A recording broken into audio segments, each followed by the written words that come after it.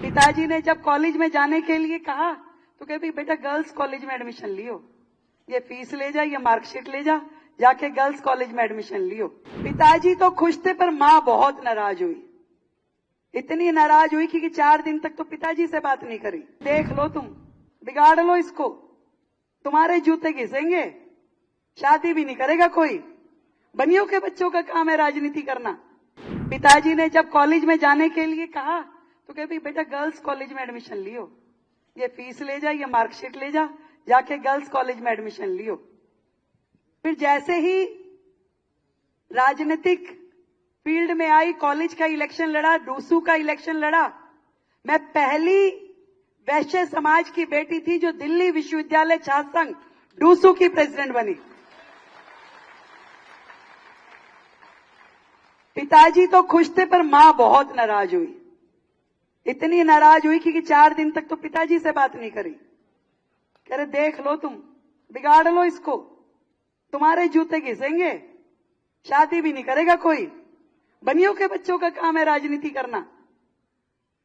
पर मैं आज पिताजी को आज इस मंच से याद करके उन्हें कोटि कोटि धन्यवाद देती हूं कि वो उस दिन मेरी उंगली ना पकड़ते तो आज मैं इस ओहदे पे ना खड़ी होती। वो लड़ गए मां से भी और पूरे समाज से कि नहीं, मेरी बेटी को यदि ये मौका मिल रहा है तो मैं चाहूंगा कि मेरी बेटी आगे बढ़े। वो खुद स्कूटर पे जाते थे और मुझे अपनी गाड़ी दे दी कि बेटा तू गाड़ी में जाए कर, अपना व्हीकल होना बहुत जरूरी है, अपने साथ अपने समाज की, अपने परिवार की इज्जत का ध्यान रखते हुए आगे बढ़ो और खूब आगे बढ़ो। और मैं आज उस दिन को याद कर रही हूं कि समाज की हर बेटी को यदि हर ऐसा पिता मिल जाए तो मेरे जैसी न जाने कितनी रेखा गुप्ता अलग अलग मुकाम पे आपको मिलेगी।